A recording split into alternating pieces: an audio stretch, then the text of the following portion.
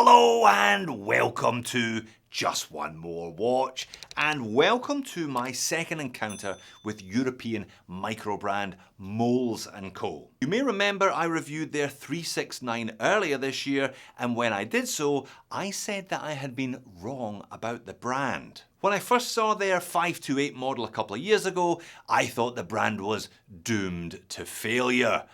But what do I know? It has gone on to become their signature model, and indeed they have just sent me the 528 Series 2 that is currently on pre-order for review. Now, you saw the pop-up. This video is sponsored by Moles & Co. I will therefore leave a link to this watch on their website in the description of the video. Production is now underway on these. Delivery is estimated in March next year, so not so long to wait for this one. And they're selling them on a first come, first served basis apparently. So what was it about the original 528 back in 2022 that had me so triggered? Well, my personal skepticism centered around its asymmetry. I grew up on a diet of boring square or round watches that were, by and large, symmetrical. But I think it's the specifics of the 528's asymmetry that are actually its appeal. If you black out the dial, it's symmetrical. The lugs split the watch down the middle, and there is an even amount of metal on either side. This is in stark contrast, by the way, to the likes of the Stratton Cuffbuster, which is anything but symmetrical. But back to the moles. While they did not create an asymmetric case, they located the movement off center. That was their genius or their madness, depending on your perspective. And then they took this decidedly unusual design and gave it mid-century movie star good looks. Indeed, the whole thing, I think, is rather reminiscent of one of those kind of 50s, 60s starburst wall clocks with its segmented sector dial. The applied high-polished numerals are both stylish and stylized, and it has a lovely skeletonized high-polished handset as well. Though I'm sure you've already spotted, it's a two-hander. The watch does not feature a ticking seconds hand. It does, however, feature some discreet Moles & Co branding, which is, of course, asymmetrical. Christopher Ward tried asymmetrical branding a number of years ago, and everybody laughed at them. When Moles & Co did it in 2022, nobody laughed at them. They all just bought the watch. This version 2 is a little smaller and dressier than the original though, as will be discussed a little later on, with reference to the dimensions. Now, watches with unorthodox case shapes like this one are always slightly difficult to measure. Not literally, but in terms of how those numbers translate on wrist. So take all of these measurements with a pinch of salt until you see the wrist shots. The 528 V2 is 43mm across the middle, but a mere 9mm thick, with a lug tip to lug tip of only 38.5. Lug width is 20mm. There's a whole bunch of different deluxe branded straps available for this one, by the way. On the supplied Epson leather strap, it weighs in at 53 grams. Not a heavy watch then. Water resistance is 50 meters, crystal is curved sapphire, and the movement in the back is a La Jouperet D101. If the D101 looks familiar, it probably should do, even though the name may not be quite as familiar as the looks.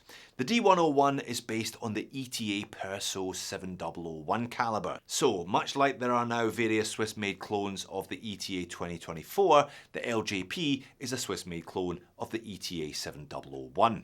It's manual wind. As you can see, there is no rotor. It features 18 joules, a 50-hour power reserve, some Geneva stripes, and a whole bunch of visible blued screws. The caliber itself is only 2.5mm thick, hence why Moles are able to get the 528 under the centimetre. The case back itself, by the way, is a work of art. It's really lovely. It's screw on and it's etched with the model number and proof that it was designed by the brand owner herself. Case finish is very simple. It's high polished throughout, including the lugs. As you can see, the base of the case does not curve. It does not curve from lug to lug or across the middle. However, the top of the case does curve. There's a noticeable bow in each direction, so the watch is actually 8mm thick just inboard of the crown, rising to a peak of 9mm exactly between those lugs. Very nice and very unusual, rather like the watch as a whole. Now, because Moles have partnered with D-Lugs on this model, you can pick from a number of different D-Lug strap options. There are a bunch of coloured leather straps and some rubber options. You can even spec on a mesh by none other than the masters of mesh themselves, German company Stabe. I reckon this is a bit of a no-brainer add-on for only 50 quid. I was sent the grey watch on this pale brown Epson, they call it taupe. I think it looks pretty good, but I think this watch would look even better on the Stabe mesh, so that would be my choice. It is a nice strap though, it's very soft and comfortable with quick release end links and D-Lugs branded hardware. Clearly off the shelf then, but I have no problem at all with that if it's a good shelf. Now, we've had a good look at the dial and hands already, so let's get the watch on wrist, because the 528, like every other watch, really does live or die by how it looks and how it feels on wrist. And it feels fantastic. I mean, 53 grams and a very high quality Epson strap is a super wearable combination.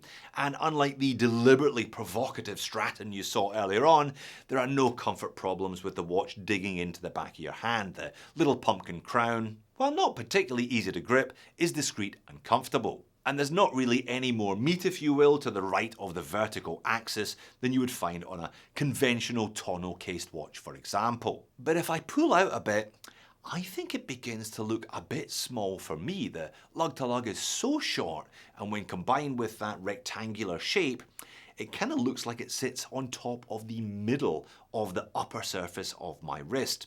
The older model, by way of comparison, was 45mm with 22mm lug width, and it was thicker because it used an automatic movement rather than a super slim manual winder. Another indication that my own wrist is probably towards the upper end of the envelope for this one is the fact that I was on the second last hole of the strap. Now, I'd probably opt for the Stabe mesh as discussed anyway, which would negate that problem, and it would also add a bit of extra bulk both in terms of weight and in terms of visuals. So if your wrist is 7 inches or above, do bear all of that in mind. Legibility, I mean, it's not really what this watch is about. We're kind of now heading into dress watch territory. I would say the legibility is variable depending on angle. It will also vary depending on your chosen colour as well. Now, I would normally show you the lume video here, but there is no lume on this grey colour version, but it isn't the only colour version. The non-skeletonized hands are lumed on the appropriately named Lunara version, which looks great in black and gold.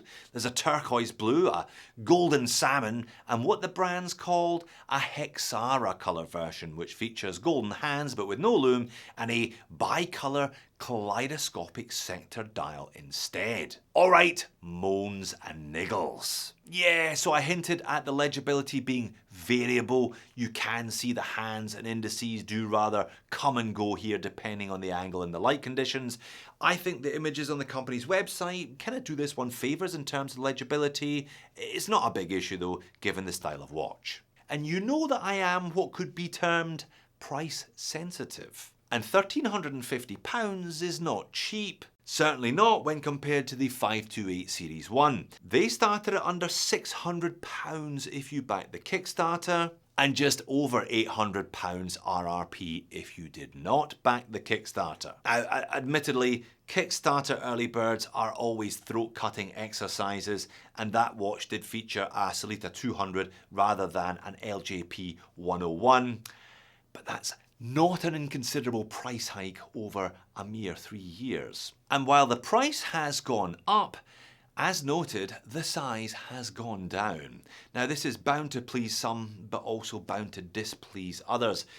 You saw it on my wrist earlier on, particularly with reference to that tapered strap. I think this one will suit smaller than average wrists better than it will suit even average wrists. And personal sizing preference is even more critical than usual here, because the brand states they do not accept returns for size-related issues. So if you have an above average size wrist, you might be better off finding a used Mark 1 instead of the Mark 2. Likewise, if you're the type of person who needs a seconds hand on a watch, again, you might be better off finding a Mark 1 instead. It's clear that Moles have pushed the 528 into a dressier direction with this revision. It's smaller, it's manual wind, it's a two-hander, all of which combine to make it more an occasional wear piece rather than an everyday wear piece.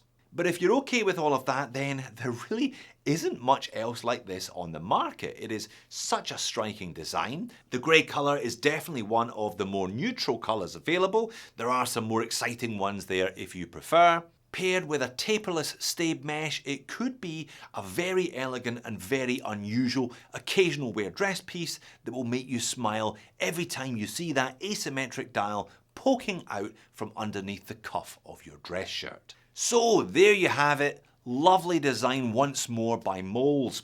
There is a price to pay for that design, but the brand's doing really well, so it seems there are plenty of people prepared to pay the price. Well done for making it all the way to the back end of the video. I referenced two watches during this one, the Moles 369 or the Stratton Cuff Buster. Do yourself a favour and check out one of those while you're here.